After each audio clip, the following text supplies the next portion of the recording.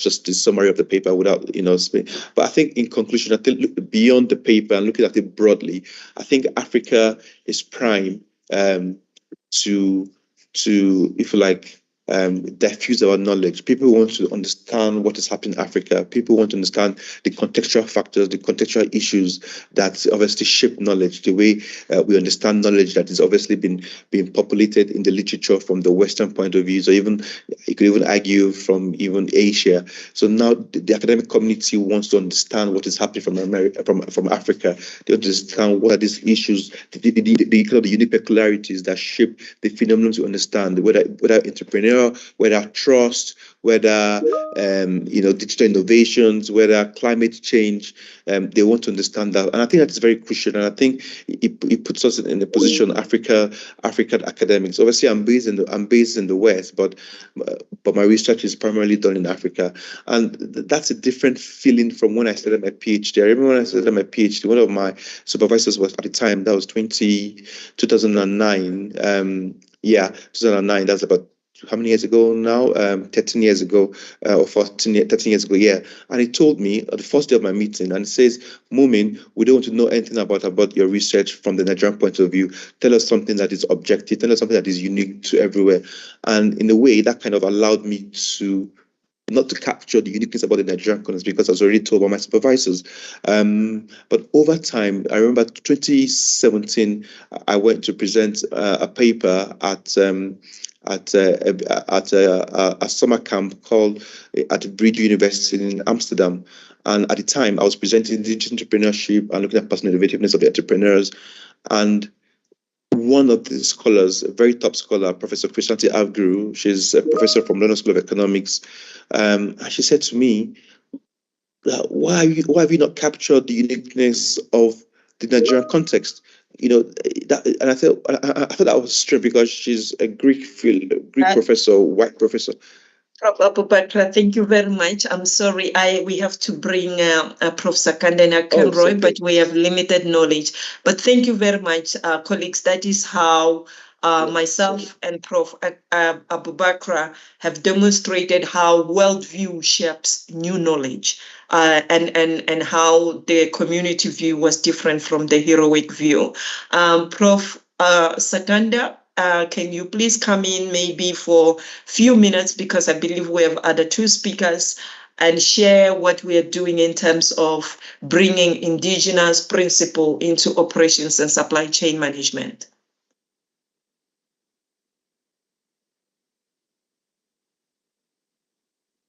Prof. Mkansi, if we could be aware of time, the session ends at 11. I'm worried about the other two colleagues that we have scheduled. Thank you. Appreciating all the inputs, of course. Thank you, Chair. Prof. Sakanda and Prof. Akenroy, can you please share in two minutes, and then we will wrap and pass over what we are doing. Thank you. Yes, I think the idea is simple. We started to think about putting together a book on focusing, a book on indigenous supply chain in Africa, theory, practice, and cases. The call will be launched soon to all scholars who have interest in Africa. And the main idea is to work with everyone interested in this subject to bring to the world the practices that are typically going on in terms of supply chain in Africa. I don't know, Professor Temi, if you want to add something on this.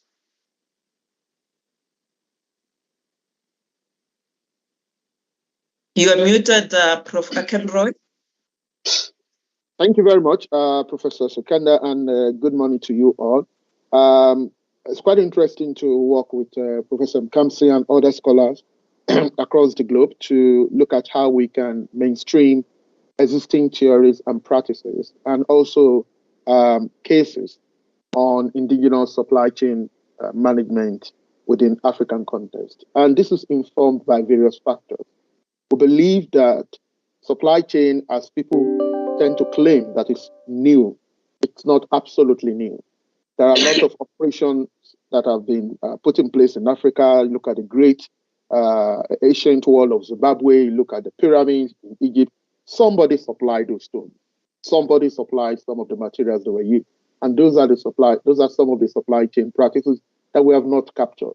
And we are also aware that in different countries, both East, South, and even Central Africa, there are indigenous practices that have helped them to improve the suppliers of goods and services.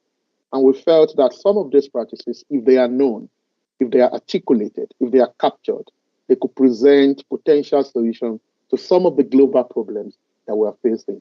And we think this is not just going to contribute to improving Africa, it's also going to showcase the uniqueness of African management theories and practices, hence adding to the globalization of education as well. Thank you very much. I'm sure I don't have enough time to explore more on that. Thank you. Chair, over to you. Thank you for the space. Thanks a lot, Prof. Mastia, for this. Apologies, colleagues, we had to cut you short, but the conversation really is very interesting, and indeed, it is talking to matters that are so important and related to what we're trying to pursue in our zeal to create knowledges that are localized and that speak to what we are and who we are about.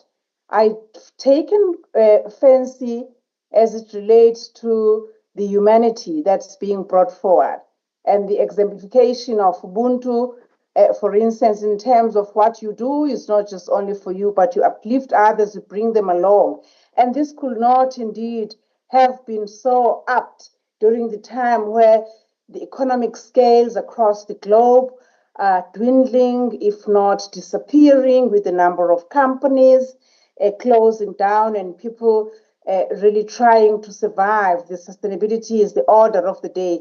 And I'm thinking, what could be issues that we could find collectively as the universe, as the world, from all areas to which Prof. Mkansi, Prof. Abu Braha has, and all the colleagues that we've just had made reference to draw from all of that, to try to respond to the challenges, using what we know better, drawing from, indeed, what we've been exposed to. It is very much interesting as they've taken us off that path. Next, we have Sydney Engelbrecht. We're very happy to have him. Sydney Engelbrecht, some of you possibly will not have been here because I see the numbers are growing as we're working on this. If we could come on, please, Sydney, to show your video.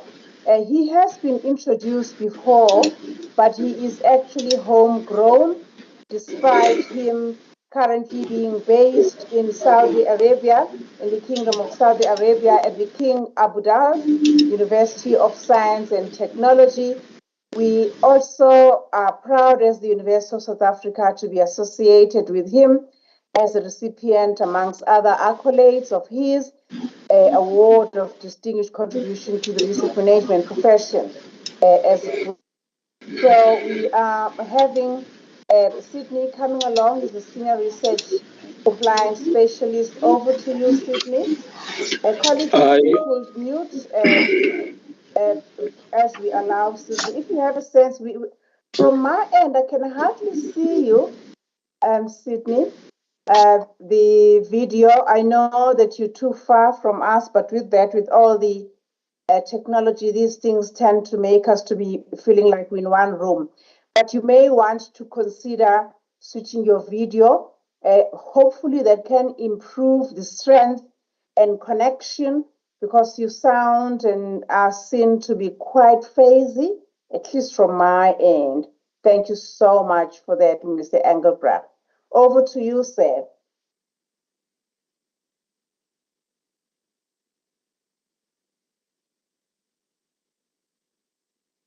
You are mute, Sydney. Please be aware. please unmute. Thank you. Can you hear me now? Perfect. Very much clearer than actually what was happening earlier on. Over to you, please. Thanks. Yes, so thank you for the invitation and good morning. I would be happy to participate in this topic of indigenization, and my context specifically research management, a field that I've been working in for the past on resilience and how we use resilience to further indigenization of research management. So, missions, so that we all on the same page.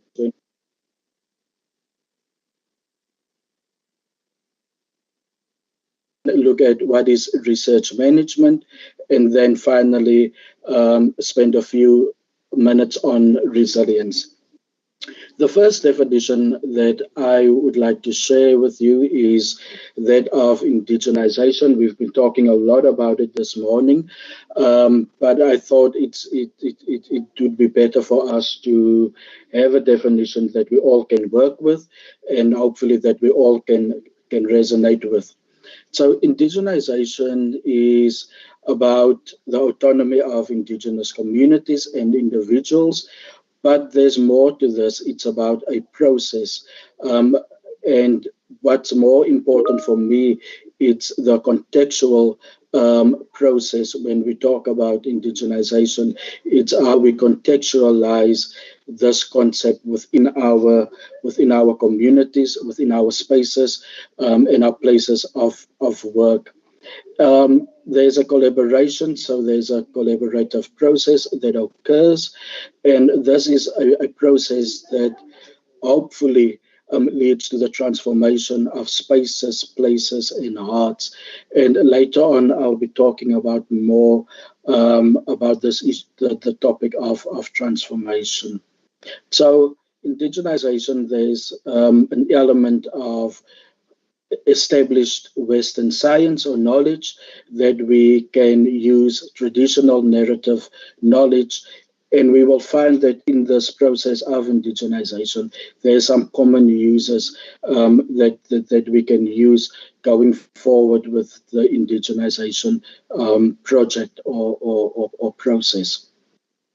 Then looking at research management, I do concur that it's an involving profession. For myself, being in this profession, looking back at what it was a couple of years ago to where it is now. And there's this idea that research management has to do with the support for researchers, and it covers aspects like pre-award and post-award. I want to say that this is quite a basic definition, and there's more to research management. It's about giving support to the whole research ecosystem and beyond. It's about reports that we supply to senior management, to leadership, to funders, to governing bodies and agencies.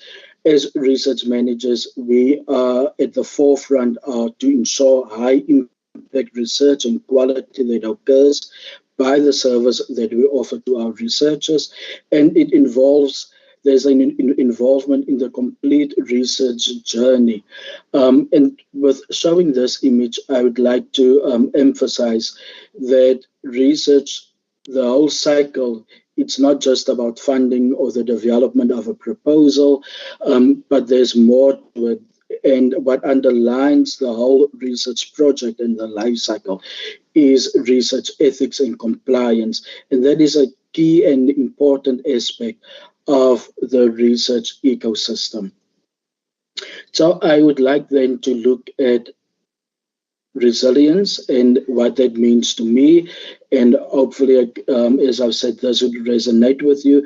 Resilience has been defined as the capacity, the ability, the competence to cope with stress, crisis, disaster, and to bounce back from those conditions of life.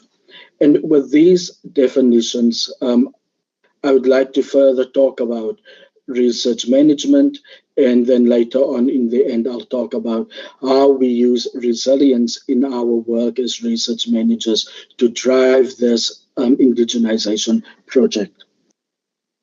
So firstly, in terms of research management, there are a number of associations that we belong to, and I've listed some of those there for you. I'd like to stand still with one particular association that I belong to, and this association is there for research managers, for the support and developing of research managers that enables can apply to this idea of indigenization. So there are 5 C's when it comes to resilience, and I start with commitment.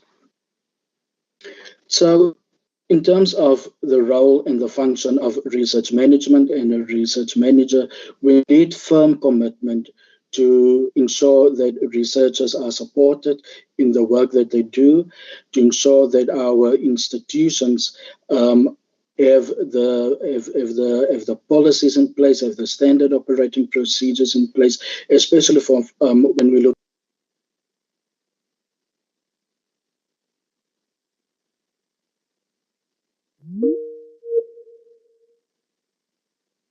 successful course of action at the end of the day. A connection with our colleagues, connection with our institution, a connection with our peers, so that there's engagement in terms of how we can improve the systems that we have in our institutions, a calmness so that we can all work together, a calmness that ensures that when we interact with each other, we have the best interest of the institution at heart. Care of self, we've seen over COVID, there's a lot of wellness awareness, and that's important that we take care of ourselves first so that we are enabled to take care of our colleagues, and using resilience to that about. And finally, the most important is being in control of our day-to-day job. Resilience is giving us that assurance that we are in control of the work that we do.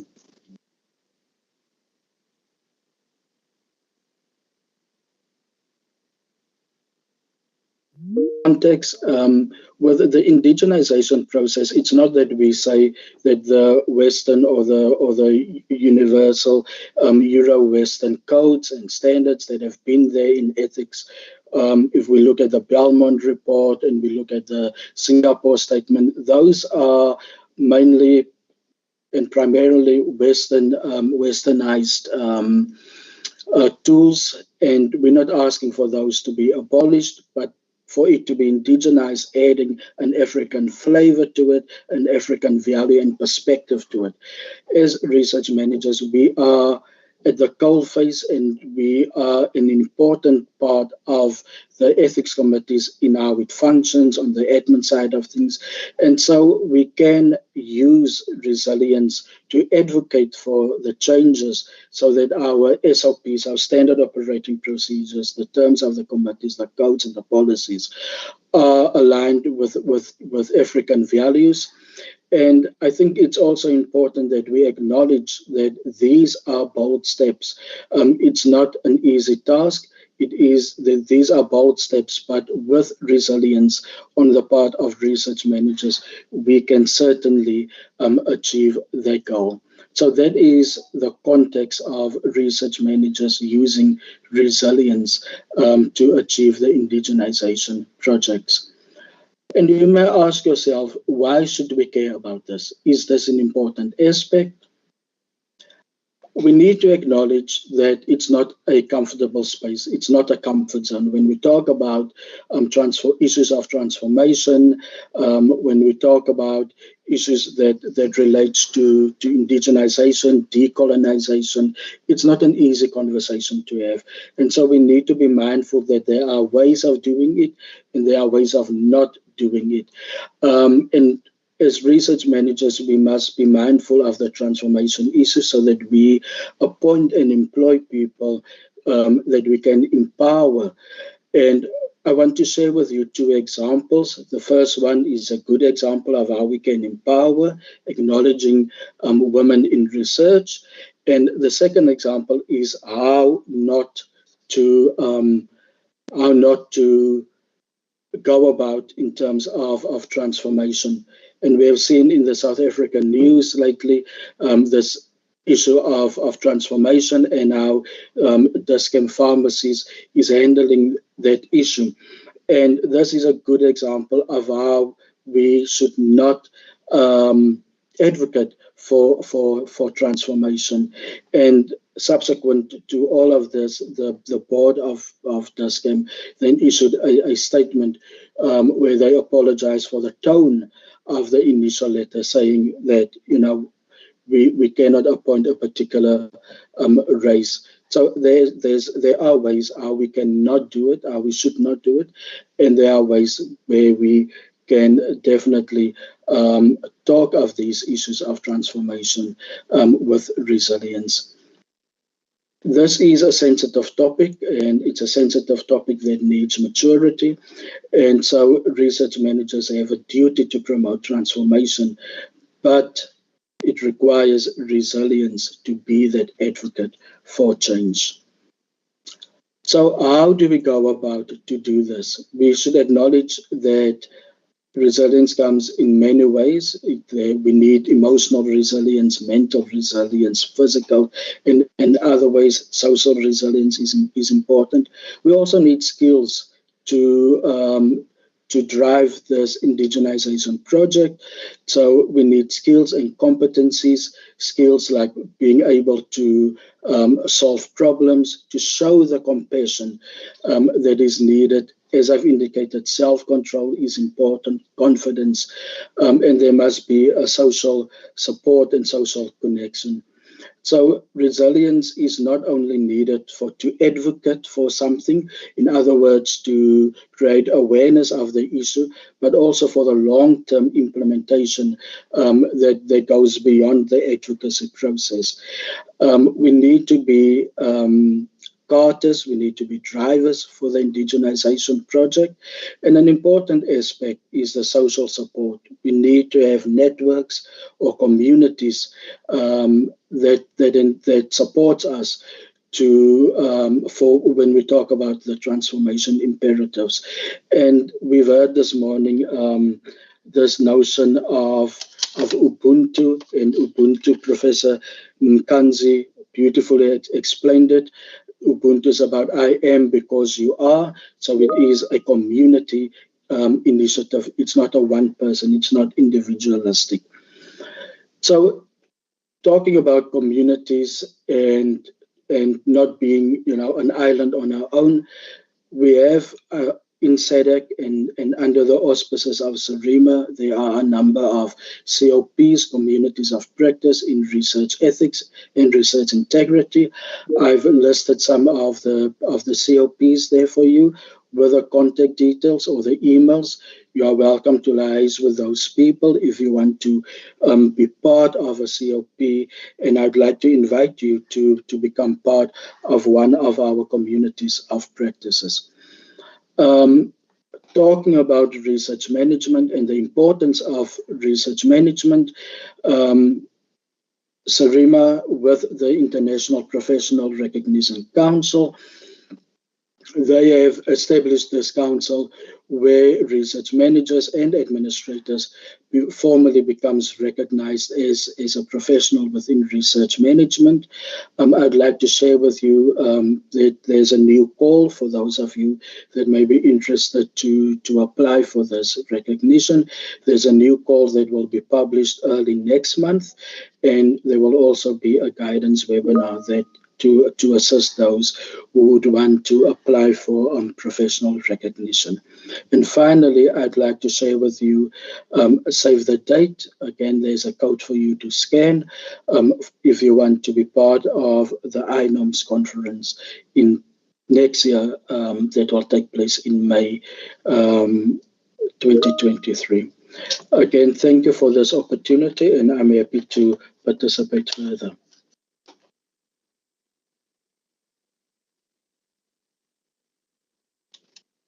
thanks a lot, Sydney, for accentuating. It's like you were in the same room with Prof. Marcia Mkansi and her colleagues earlier on. When you make reference to resilience, the need for caring, which actually runs across each and every person in community.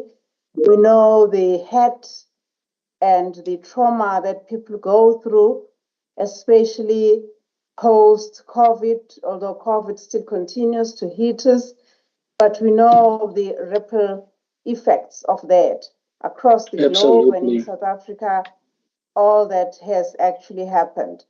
We had not open time for Prof. Mkansi. I'm not quite sure if she's still in the room for her to receive questions. Can my co-directors indicate Tando, Prof. SJ? I cannot tell if Prof. Mkansi is here, but with Prof. Mkansi not here, I'm hoping that we have the colleagues that she had presented with, one of whom was actually both of them are her collaborators. So can I open at this time before we get to have our next panelist, Francis Kombe, who's not coming to UNISA also for the first time. But for now, we're going to open questions, the question and answer time, hoping that we will be able to get responses from the colleagues that had presented with Prof. Mkansi. So can I check the questions, please, colleagues? Some have been put on the chart. I'm going to be requesting that these questions are also considered by Francis as well, because this is a conversation. We meant to be conversing. We meant to be finding solutions. We meant to be saying, from what Sydney has said, how do we empower? How do we drive indigenization from a project perspective point of view? But his concentration was the how, where, could we provide what he refers to as social support, and how, where, when could, as in particular administrators and research managers, could enable to achieve indigenization form of research and integrity from that point of view. At this stage, let me have a look at the questions that have come from the audience, some of whom are actually on YouTube.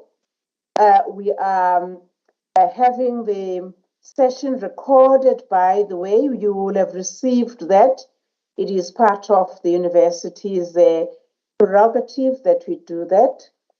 So this as a form of harvesting knowledge and interacting, as Patrick Tolle says, innovation is something that we should be driving, and do that with Ubuntu, as detailed earlier by Prof. Mkansi and her colleagues.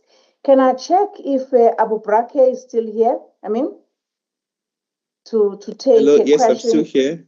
Okay, yes, I'm still here. Still here. There seems to be a question here, Prof. Abu Brake, a question that relates to, let me just put on my video a bit for those that came late. This is Thenjiwe Meyiwa. I'm the patron of the ASIKHULUME Roundtable discussions, and this series, the 7th. For those that came in a little late, I'm going to switch off the video though, and allow Mamin to come through, because we've had a question here directed to you in terms of, as it relates to innovation, how do we drive sustainable goals, including indigenous knowledge? Could you possibly reflect on this from what you have shared in terms of the good mentor you had in your supervisor for doctoral studies, but also from the work that you have done with Prof. Mkansi?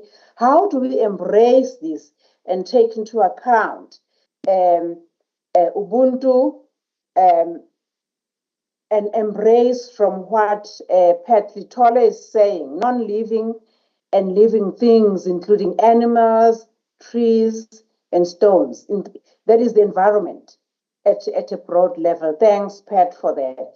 So over to you, please, Prof. That is Mumin Abubakar. Are you able to respond to that, please? Thanks. Yes, thank you very much for this question. I think that's a very interesting and important one. Yeah, so when we say sustainable innovation, basically we're saying how can we enable the ideas, the practices, the technologies, the systems that we create last for a period of time. So sustainable basically means use less of resources, recycling things so that we don't waste resources, because we know our resources are finite. And obviously, we need to make effective and efficient use of them.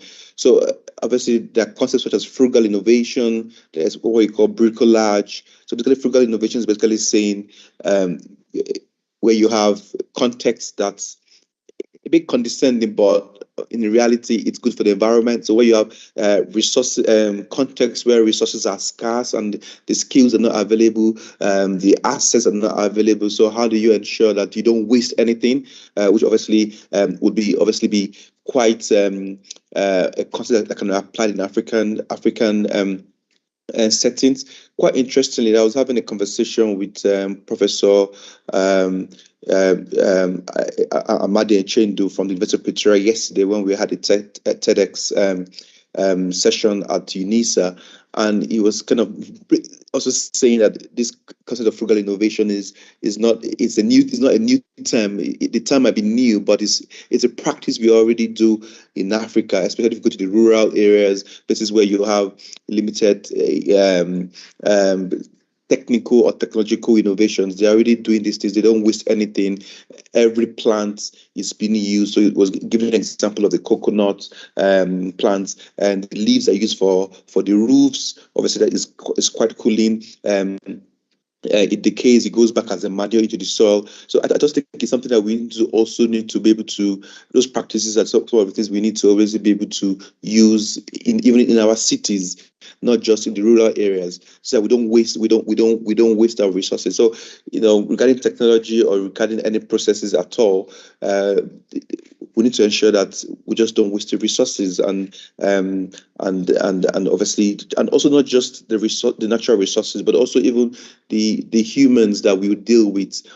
So critical with a new solution. So look at Ubuntu. Ubuntu basically means help each other, support each other, and the point is when we have more in the market, basically it means that we have better products. The prices are going to go down because there's competition. So we should not always see competition as a bad thing, but as a good thing, because at the end of the day, we should be our brother's keeper. So the point is, if we help each other enhance their skills, upskill what they know and the knowledge that they have, their expertise, their capabilities, we're going to have variety of products in the market and services, and in that way that will be beneficial for the society as a whole, and that way basically we're trying to reduce wastage in the system. I think that answers your question. Thank you. Thanks for that, Mamin. We appreciate. We may have to come to you later.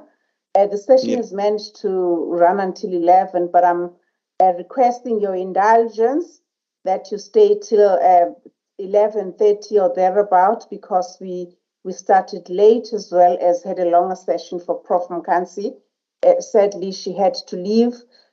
So just stick around, please. It shouldn't be long. I see that there are other questions. Thanks, Prof Abubakar. There are other questions. I think you have somehow responded to one that relates to the fact that circular economy exists and how can it be promoted amongst communities. If I look at what Faith has said, Sakele, that somehow responds to it with the case of Richard Maponye. If you don't know him, you may want to read about him. He's the first Black man in South Africa to have actually built up a mall, a shopping center. It's not even a shopping center, but something that's actually humongous in Soweto, for instance. And how before that he got to be where he ultimately passed on being at. He is a UNICEN, by the way, so you find that we have connections to all these people. I would like to turn to Sydney now. Please, if you could switch off your video, Prof Abubakar, and then we could have Sydney. If Sydney, you could come on the stage. There's a question directed to you. I mean, the first one probably should be about the fact that we request your presentation. We will get his presentation. I'm suggesting that Thando, if you could get the presentation and paste it possible on the chat for those that are able to access it, could get it, but with the permission of Mr. Engelbrecht. So if you could come over and then we check on the questions that are being posed to you. Just to quickly respond before we have Sydney respond to the question that has been posed to Prof Abubakar about what's the title of his research paper. He is a collaborator with Prof Mkansi, and the paper was actually related to the issue on the whole of research integrity and practices in terms of how we could go about indigenizing. So he's come on as a collaborator and also to respond to the questions and inputs that could be directed to the presentations that they did, some of them, because Prof Mkansi is not there. So that will be a response. We could avail that for those that need it. But what we have immediately is the PowerPoint presentation that could be shared by Mr. Sydney. Thanks. This looks a whole lot better. Thanks a lot, Sydney. It's good to see you across the seas. He's in Saudi Arabia. Sydney, the question that we have for you, I mean, first and foremost, Prof Mkansi and yourself, there are accolades for the work that you've shared with us. And the issue of resilience seems to have taken a fancy with a number of patrons here, attendance here. So that's part of the question that actually is put there.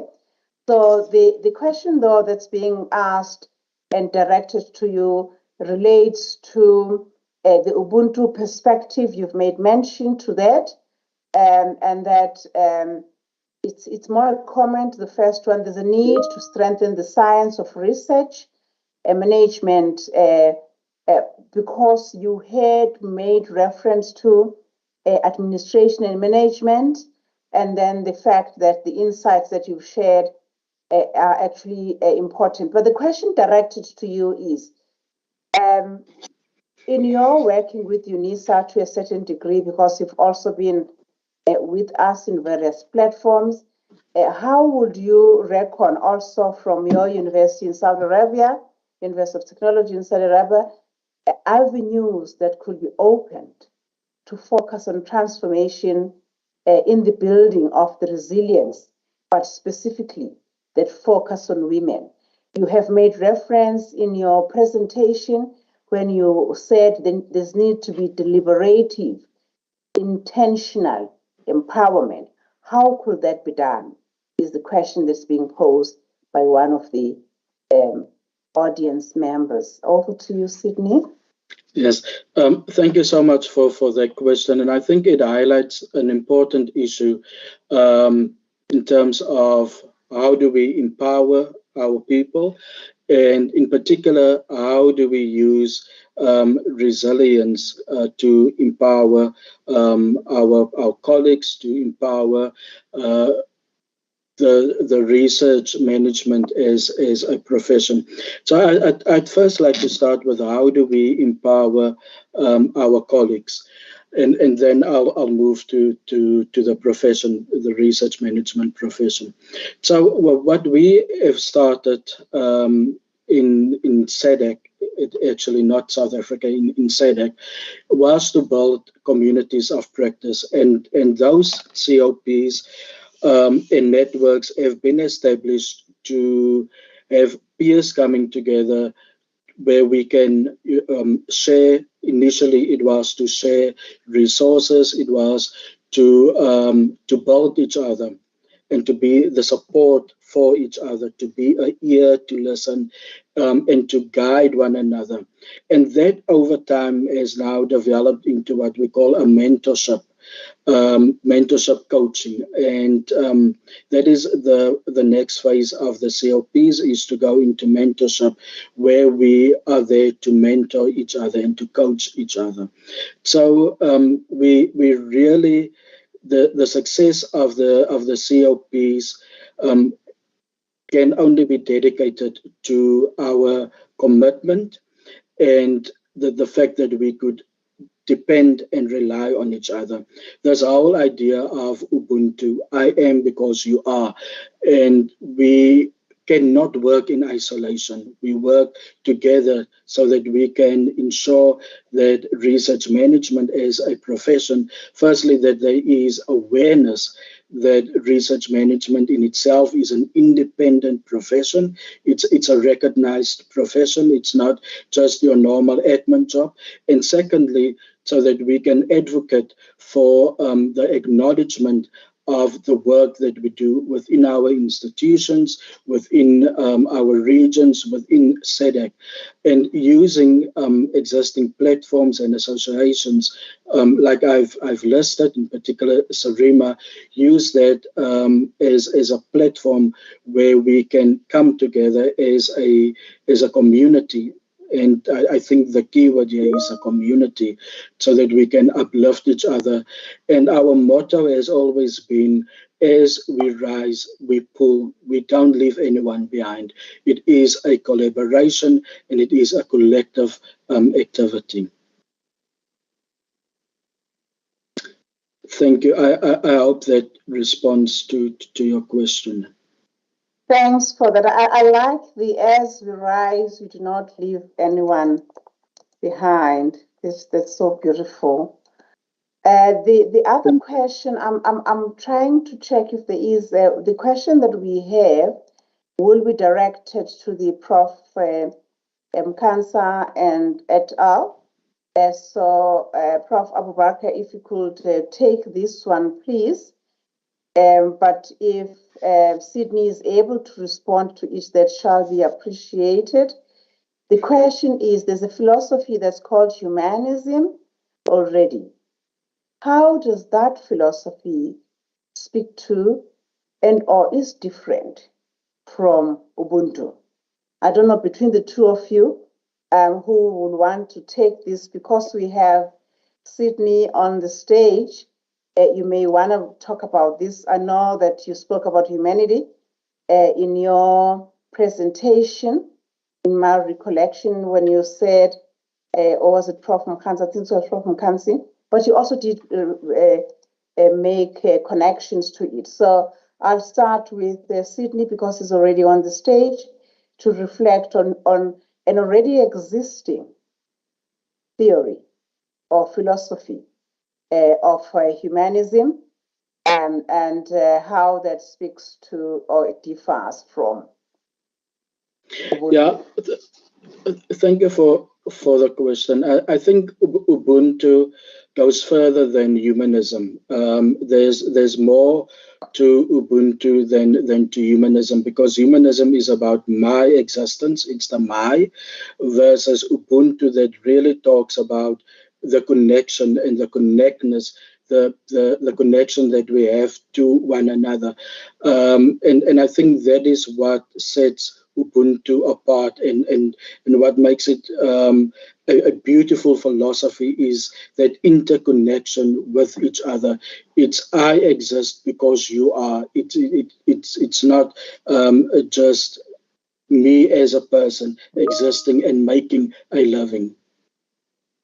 Thank you. Thanks for that. You off the hook. Can I get a moment to please respond in a minute, please? We're trying to manage time. Thanks to my co-facilitators for assisting with time. So you can switch off your video, Sydney. Prof Abubakar, please, your response. What's your take?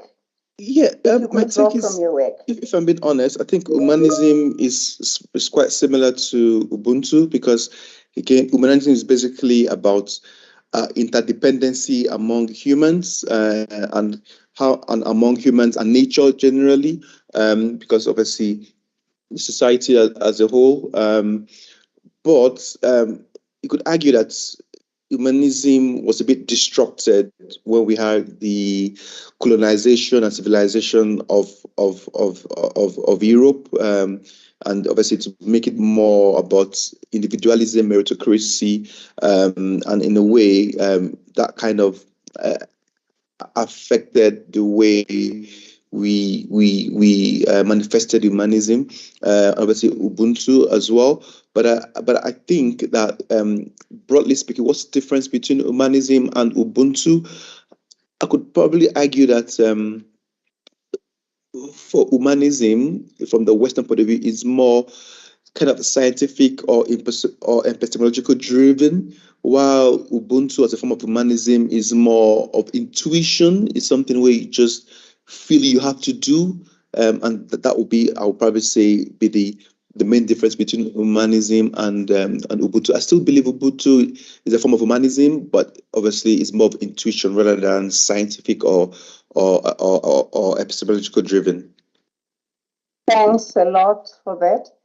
We appreciate it. I'm not going to take any further questions. I was checking on if there is anything that's coming from YouTube, but I will be directed by my colleagues. So just stick around, please, the first two speakers.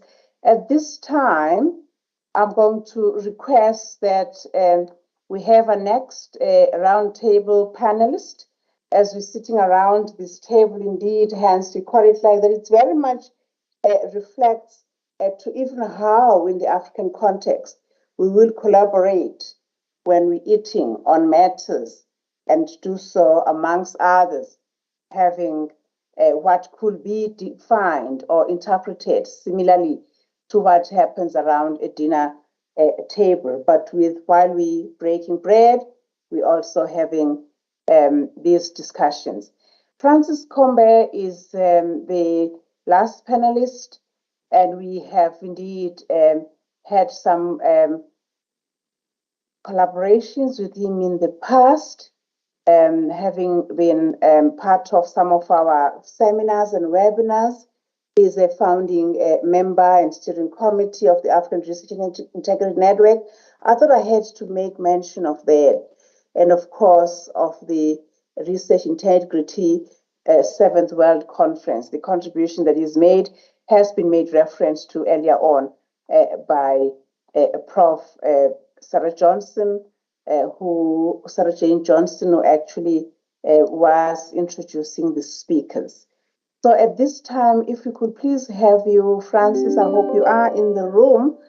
Could we see your face? Perfect. Where are you today? I'm in Kenya. Yes, certainly. Last time I think you were in KZN. Yes, really. Yes. Yes, okay. Here he is, and thank you so much, Francis. Over to you. Francis, you have all the stage. Over to you, please, sir.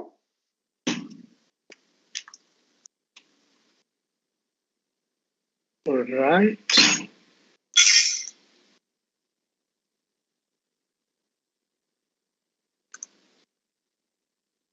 So I hope you can see my screen and you can hear me loud and clear.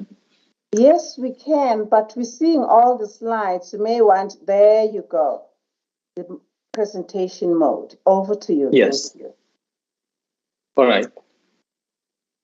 So in the next 10 minutes, I've been told my time is 10 minutes. So I'll try to finish my presentation in 10 minutes. And I'm gonna be talking to you about the Cape Town Statement.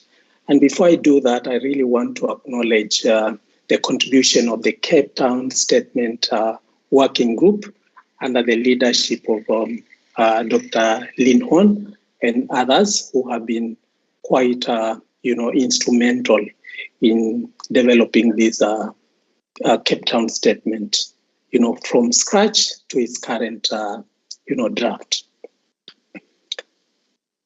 And perhaps as I start my discussion, it's also important to let people know that the comments that I'm going to be presenting and the entire presentation at large, these are my own views and opinion, and they do not represent the views and the opinions of the Cape Town Statement Working Group.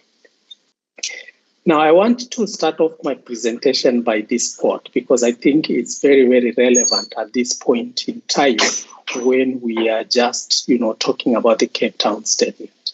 And this is a quote from your very own Nelson Mandela.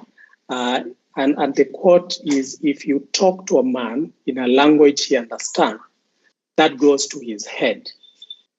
But if you talk to him in his own language, that goes to his heart. And perhaps this is a very important, time to reflect on this, especially when we begin to think about the Cape Town Statement. And you may ask yourself, why am I bringing in this this quote?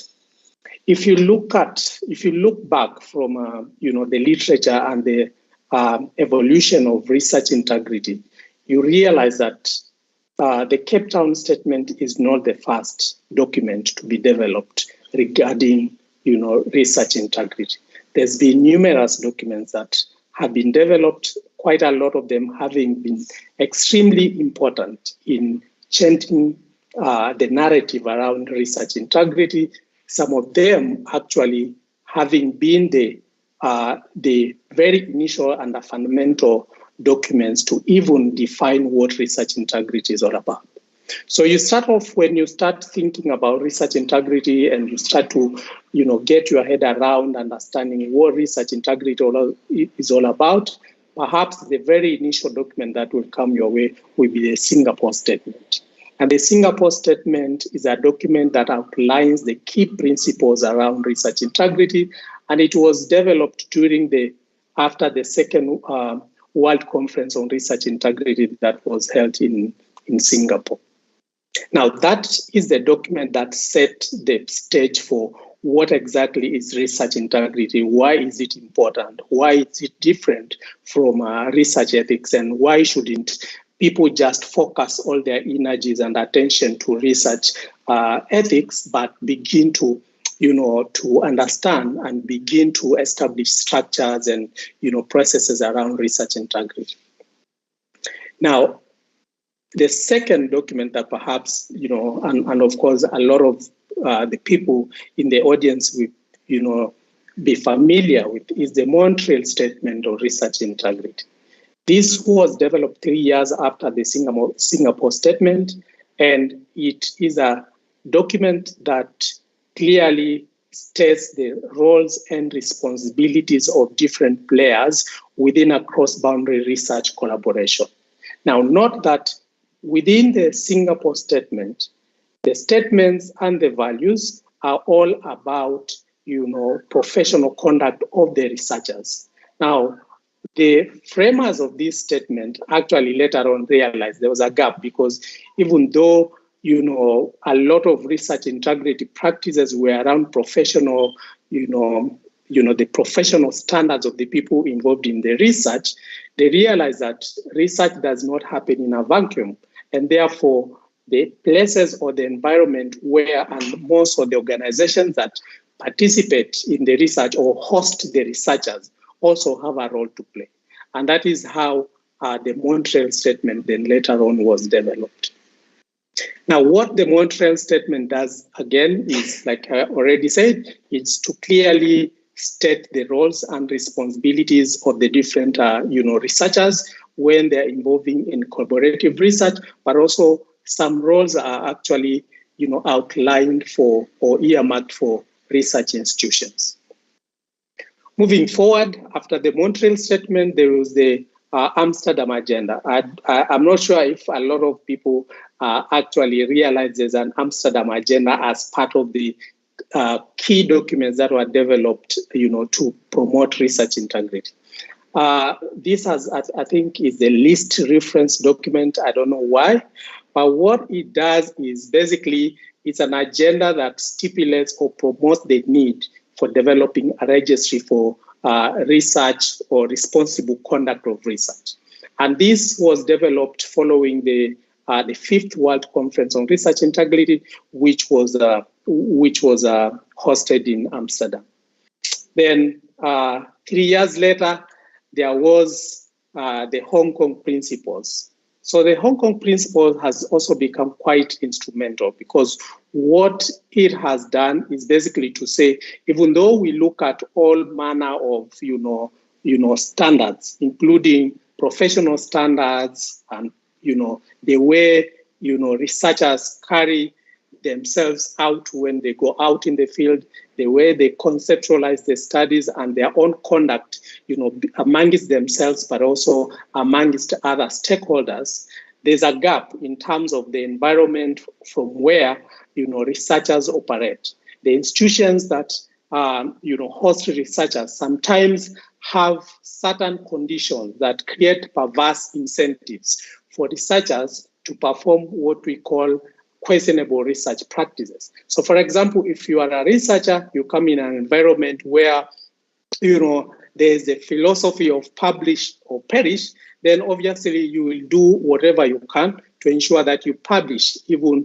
without considering some of the fundamental principles in publications. You may actually cut corners to ensure that you are the first author, if that is what the institution put a lot of focus on, and many other questionable research practices that can happen because of the pressure that you get from your own institutions, okay? Including how many postgraduate students you can supervise at any one given time, and if that is linked to either your promotion or a salary increment, so to speak. So that was the basis for developing the Hong Kong Principles on research integrity.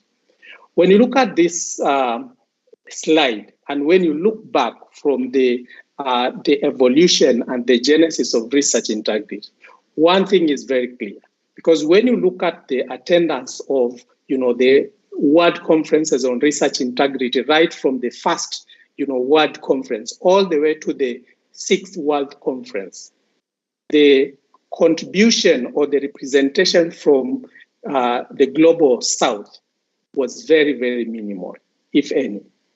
And there's therefore the question regarding how did Africa or practitioners in research integrity, if any, from Africa contribute to all these fundamental documents that were developed, that have now come to guide how people understand and articulate research integrity.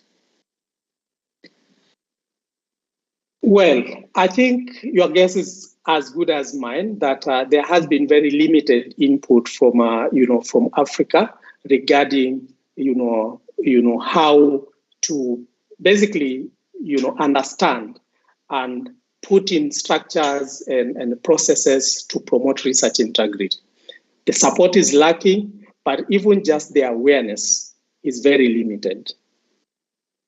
However, when you look at the research ecosystem, you realize there has been a very dramatic increase in terms of partnerships that essentially emanate from the global North, but they are implemented in the global South.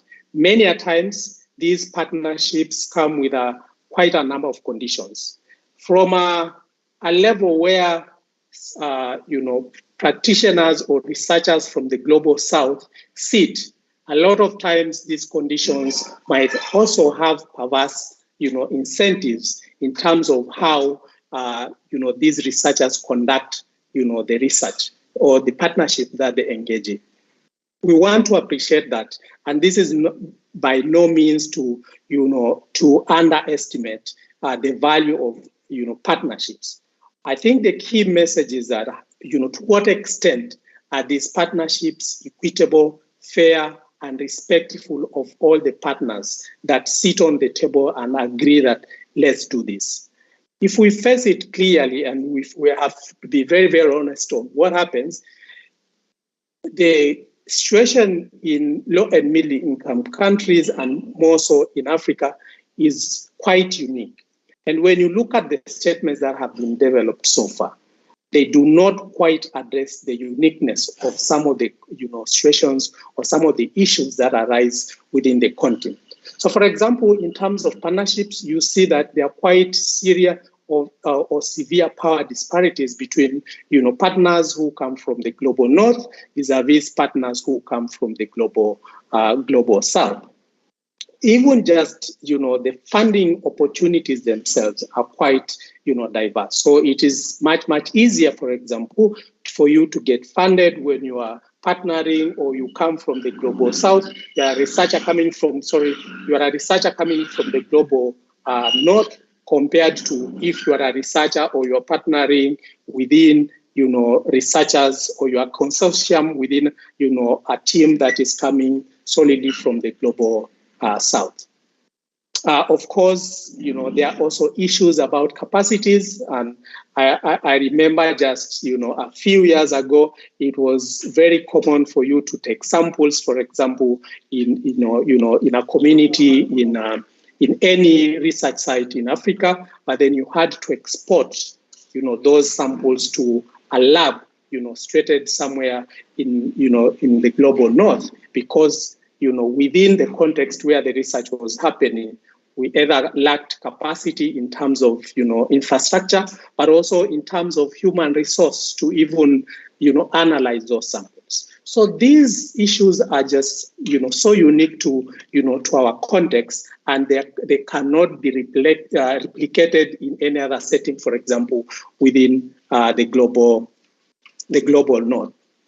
And like I said, the codes that are already existing, which I've already talked about, sometimes if you look at them critically, they have a gap in terms of trying to address these critical areas that I've talked about. But also, if you look at them critically, you realize that a lot of these codes have focused a lot on individuals and the meso level, but totally ignored the macro level, where there are also quite a lot of if you like, systemic inequalities that can happen. So, for example, the environment under which partnerships happen, what kind of fairness or what kind of inequalities can happen within that environment. And we realize that, so the Cape Town statement basically looks at that and appreciates the fact that this macro level, if you look at it critically and if you try to address some of the issues that can arise within that level, then you can foster engagement between institutions, and you can build, trustworthiness, mutual respect, diversity, and inclusivity. And these are key values that are addressed going forward in this statement. So quickly, to just explain how the statement was developed, the statement was developed through a very robust process that involved establishing a working group. This working group then had several meetings before they had a brainstorming session involving a Jamboard, where they looked at several areas within which, several areas that have an effect on research integrity, but also trying to understand what exactly is research integrity, how does it differ, from research ethics, and what are the critical issues around research integrity that affect, researchers and how research happens within the, the global south context. And this slide here basically gives you just a snap preview of some of the topics that were discussed, and just to emphasize that these are contributions that were generated through the brainstorming session using the Jamboard, were also presented later during the World Conference on Research Integrity that happens in May, June this year in Cape Town, and there were 2 half-day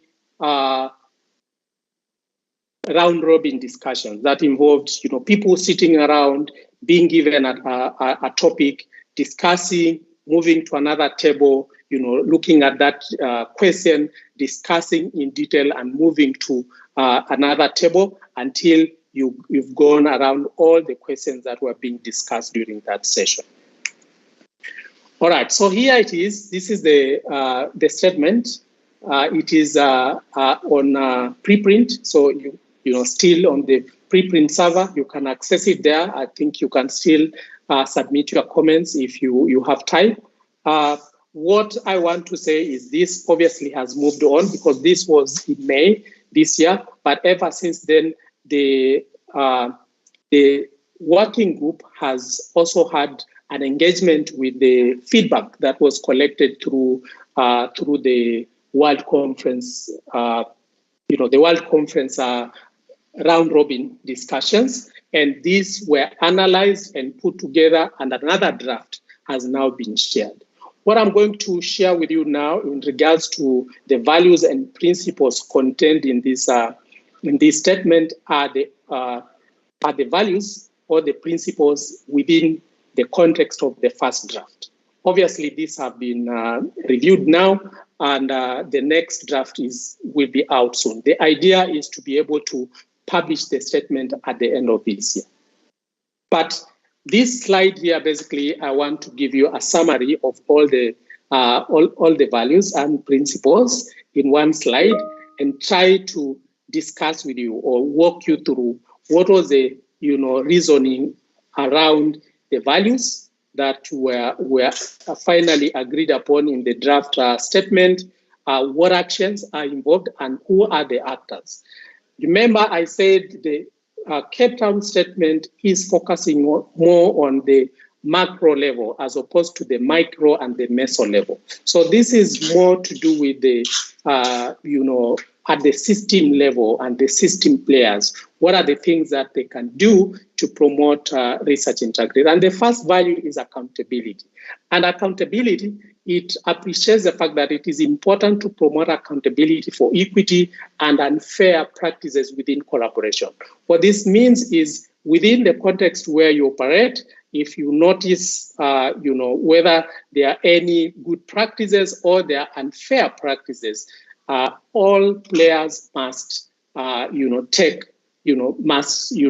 be accountable to that.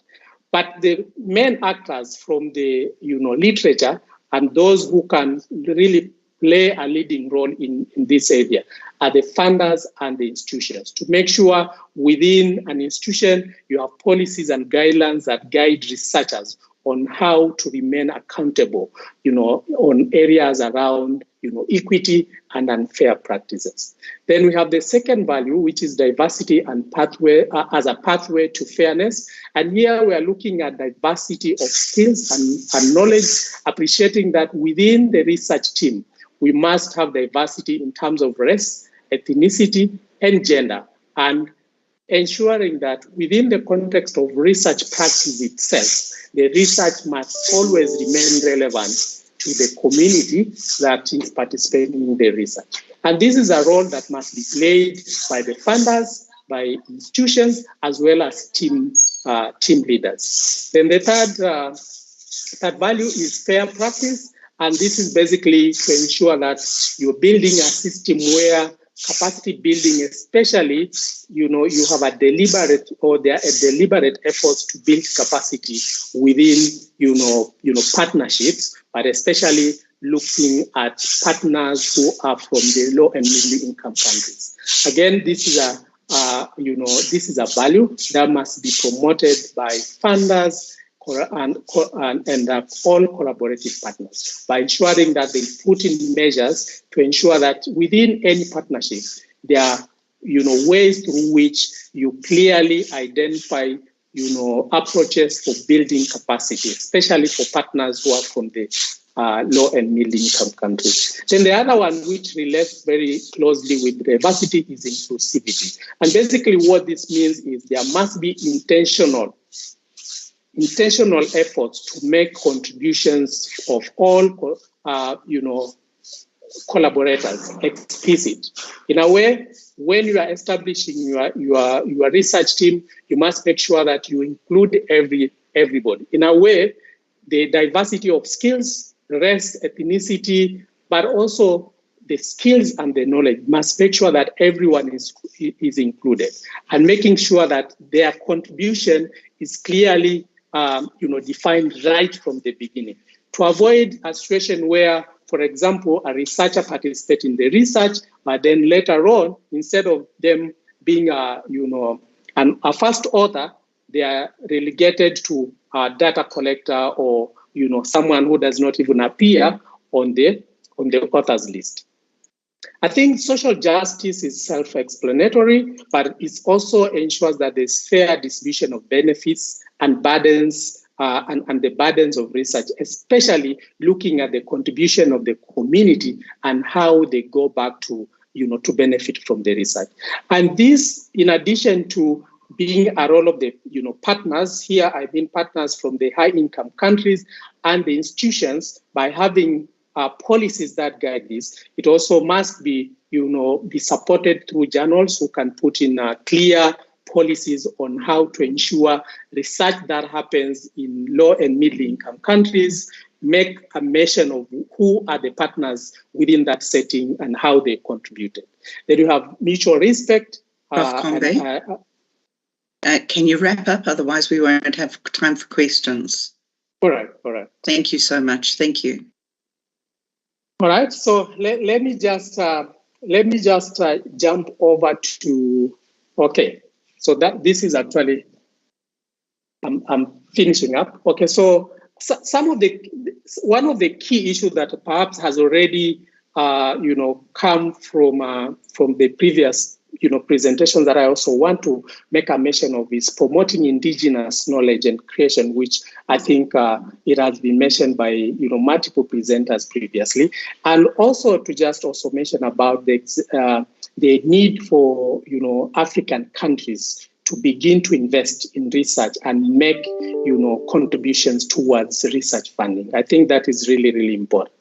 And the next step then, having this statement, which, as I said, is in the preprint server, is then to consolidate the comments from the working group, which has already happened, and the second draft is now at an advanced stage, which will now be shared across all the the working group for final comments before it is published. And we do hope that it is going to be published by end of this year.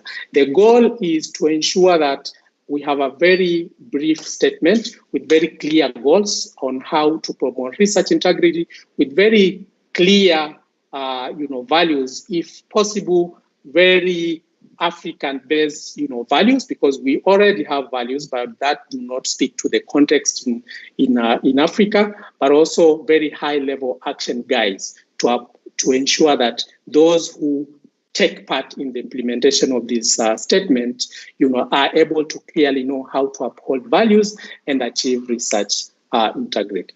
And just to also to respond to the question regarding how do we then ensure we promote research integrity in a diverse setting like Africa, I want to make a special mention to the African Research Integrity Network, which is a homegrown network with very clear core values, all geared towards promoting research integrity, and we do a whole lot of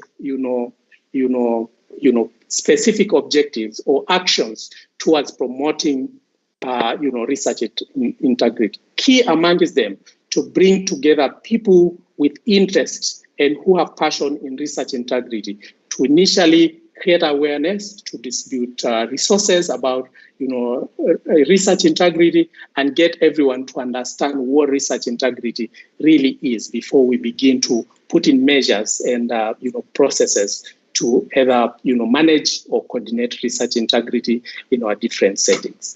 So in conclusion, I want to say that the statement provides a very historic instrument to operationalize and indigenize research integrity in Africa. It is for Africa, in Africa and by Africa. And for me, that's really key. But also it is important to appreciate the fact that a statement cannot fix every single problem. Okay? So it is upon us to really build capacity, like the previous speakers have said. It is important in our own little ways to build capacity, ensure that people are empowered to come on the table, to co-create, to own the resources, and to co-share, so that we all move towards the same direction. But also, most importantly, to understand that true integrity comes from within, and therefore it requires your personal dedication to look back and say, what is this that I can do? And I want to do it right, even when nobody is watching. So I want to now say thank you so much for the wonderful teams that have been working together towards developing this, statement. I want to make a special mention to Professor Lincoln, who is leading the team, and the African Research Integrity Network, which has been instrumental in this initiative. I have my contact there in case you want to contact me after this. Thank you so much. Thanks a lot, Francis. This was fascinating, colleagues. You will concur. We're going to run a bit over time, possible for about 10 minutes. I don't want us to go beyond that, knowing that you've given us time from your busy diary. So we want, because we actually managed to be having these dialogues, these roundtables happening quite frequently. We want to, when we invite you in the future, to know that we do keep time quite stringently. So, and I must thank my moderators for assisting me with that procedure. We have heard from Francis, very, very interesting, the issue of integrity. He's really zoomed into that, accentuating in particular inclusivity, principles of fairness, of sharing, that the beneficiaries and players are all part of what we have to work on, and therefore this has been indeed quite a statement in its own, despite him having shared with us various statements in what he's taken us through.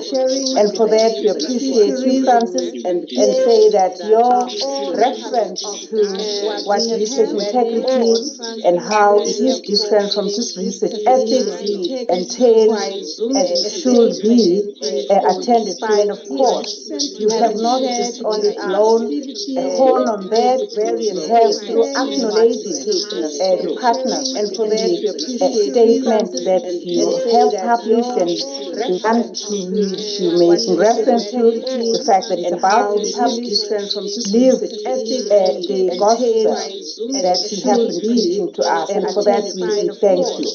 So colleagues, here is Francis before you.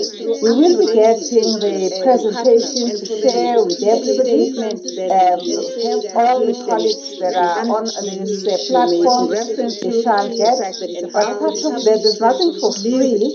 We would want you at some point to start off with everybody to put on, I hope a system allows to put on your videos so that we can take a photo for our reporting.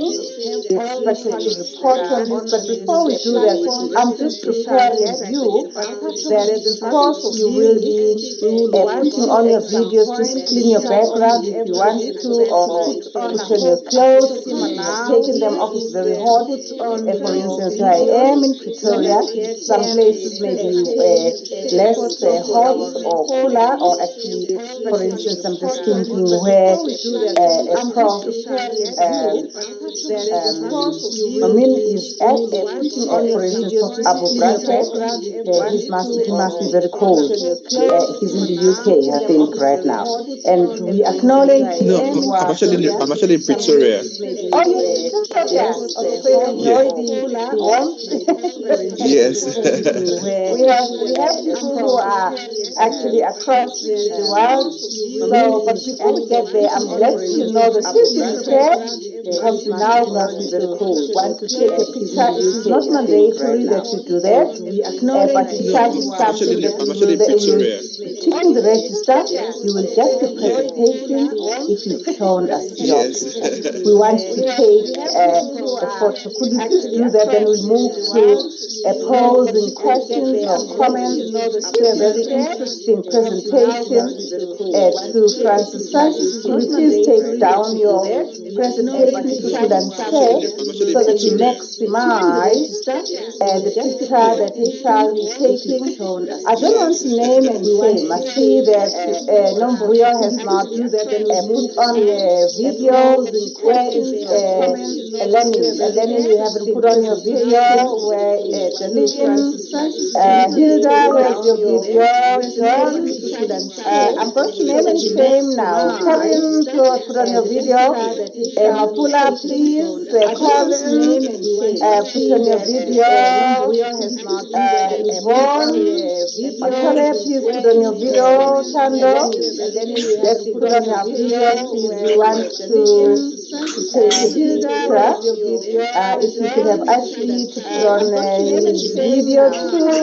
Elizabeth, it's not mandatory, call it. And I see that Ndamulelo, I can't see your video, it's darkness there. Are you in the dark ages? Gloria, where's your video? Prof Janine, where is your video? Martin, where's your video? Elizabeth, so there we are. For you, Tando, the moderators, to take a video. We'll try to do this the best we can from here. And thanks, Prof SJ, for actually being a good example, not just only to facilitate, but also to do that. So could we have a photo taken? We'll have a photo taken of everyone. You are allowed to smile. Show us your teeth, please, Francis. We'll try to do this and actually, Aaron, I don't see your teeth, but that's fine. We're going to take a picture. We will share this on this platform. The goal before we close it as the organizers of it, for you to want to use your picture if you want to. Tando, you will indicate if you've taken the photo. And then we'd like to take a photo of the panelists, including you, please, Prof SJ. Tando will take a lead from you if you've done the responsibility, what you paid for. Otherwise, your salary is not coming on the 25th. Tando, where's she? Tando, have you taken the picture? I've taken one, Prof. Okay, thank you so much, Prof SJ. I was just about to try to take one. So, colleagues, you can switch off your videos. Thank you so much for that. And please support the webinars, these roundtables. We promise to be within 2 hours. So the discipline that we have to put in is very significant. Prof Abubakar, you can switch off. And then, no, Prof Abubakar, please stay on. And could we have our panelists to come on with Prof SJ, please, to take a picture? Let me take off my glasses now and I look less studious, because I won't be seeing much of you. Francis, where are you? Sydney, have you left? Thanks, Francis. Sydney? Mr. Angbre? I think he got disconnected. I'm trying to call him in. Oh, okay. I know he's been really battling. You wouldn't expect that area, that part of the world that's endowed with so much oil that their connectivity is not oiled.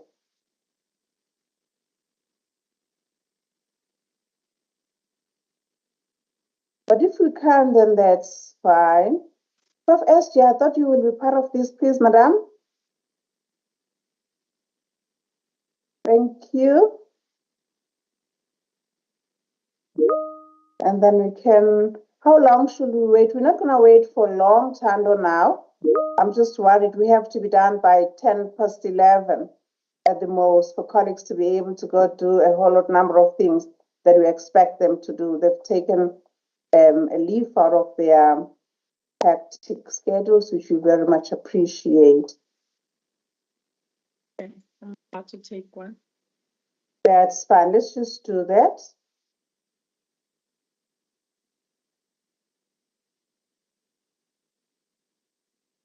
No, can I take another one? That's fine. When I'm looking through colleagues' questions that could be directed to Francis, now for where my glasses here to see. Are we going to receive slides? Yes, you are. But if you appeared in the picture, so it's conditional. We know your address, we know where you are, and we know your pictures, even when you refuse to share them. No, I'm joking. We will be sharing with all the participants. I'm done. Thank you so much. I'm not seeing any questions directed to Francis, but Francis, thank you so much. You've made a significant reference about integrity. I would want to just give you 1.5 minutes, maximum 2, to just wrap up in terms of where to from here, given all the work that you've shared with us. You've shared so much information, the principles that you've shared, the actions and the actors. It was like you were giving us marching orders. Although you have said the next steps, but aside what you shared with us in relation to, I think you said way forward or whatever, but where to from here, given your experience and exposure and what you've asked us to do. So what would you suggest? Please, Francis, in 2 minutes maximum before I close. What is the question again? I didn't get it clearly. The question is where to from here in terms of... Where to from here? All right. Yes, where to from here. Well, I think I did speak to that. Where to from here? We are at a point where we have analyzed the contributions from the participants who participated in the round robin discussions during the World Conference, and we are now we do have draft number 2, which the working group has reviewed and submitted comments to lean. The next step is to incorporate those comments from the working group and have the third and hopefully the final draft to submit to now to the journal. The journal of preference is Nature, but of course it can go to any other journal. But those are the next steps. But then once that is published, then I think the next big step would be now to get it out there to as many people as possible, so that they can own it, they can actually articulate the values and begin to walk the talk, if I may say, because it's not enough to have a statement. Of course, there has been numerous statements before. I think for me, and of course the team that is working on this statement, is to ensure that people embrace the statement and begin to, really actualize it and, have it happen, so to speak. Thank you so much for that. Colleagues, ladies and gentlemen, distinguished guests, those being our panelists, boys and girls across the platforms and those that are on teams, this has been indeed a very invaluable, very educational, and somehow a call that is very clear in terms of what's expected of us. For me now, as I wrap up in the next 2 minutes, is just to relay gratitude for what we've come to have. Had it not been for you, we will not be continuing with this series, and this being the 7th roundtable discussion. It has been made possible because of your inputs, because of your attendance, And for that, I want to thank the attendees and everybody who has been behind the scenes, of course, sending through comments, inputs, and making us think about what we are about to try to fulfill the calls that have been made by the African Union, that have been made by UNESCO, that have been made by the United Nations as a whole, but coming back home, that's been made by the University of South Africa in our 2030 strategy of social justice across the board, of transformation, not just only of the demographics, but of our systems, as well as transformation in terms of how we do things for a change that is meaningful, that is impactful.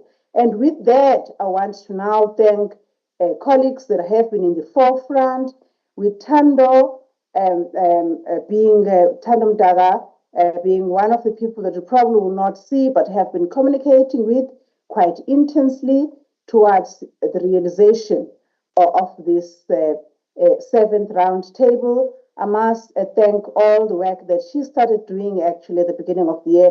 Sometimes you get to see the product at the end, but there's a lot of work that gets to happen behind the scenes, as well with Dr. Visagie, who is not able to be with us here. I must thank also, want to single out Prof. Sarah J. Johnson for being our moderator, as well as the opening chair for the work that she always does for the portfolio as the head of research and graduate studies at the College of Science, Engineering and Technology. Thanks, Madam, for that.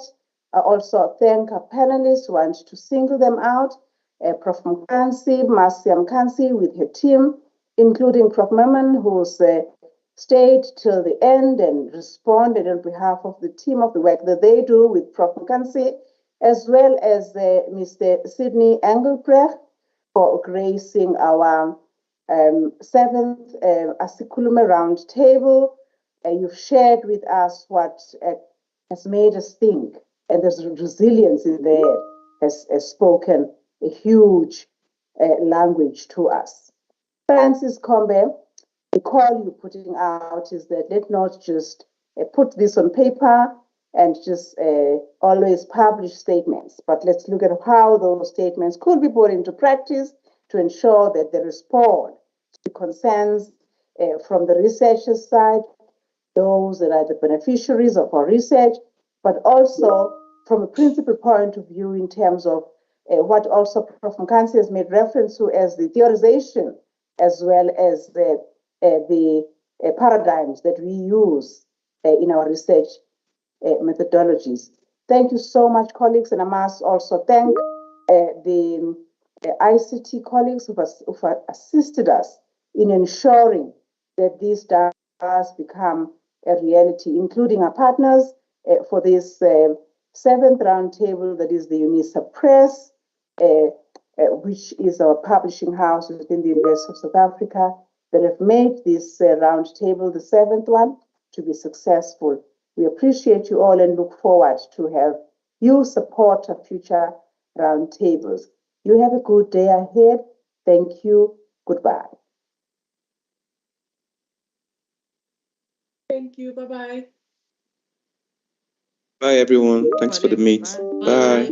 Bye, everyone. Bye, colleagues. Thank you. Bye. Thank you. Bye. Bye, everyone. Bye, everyone.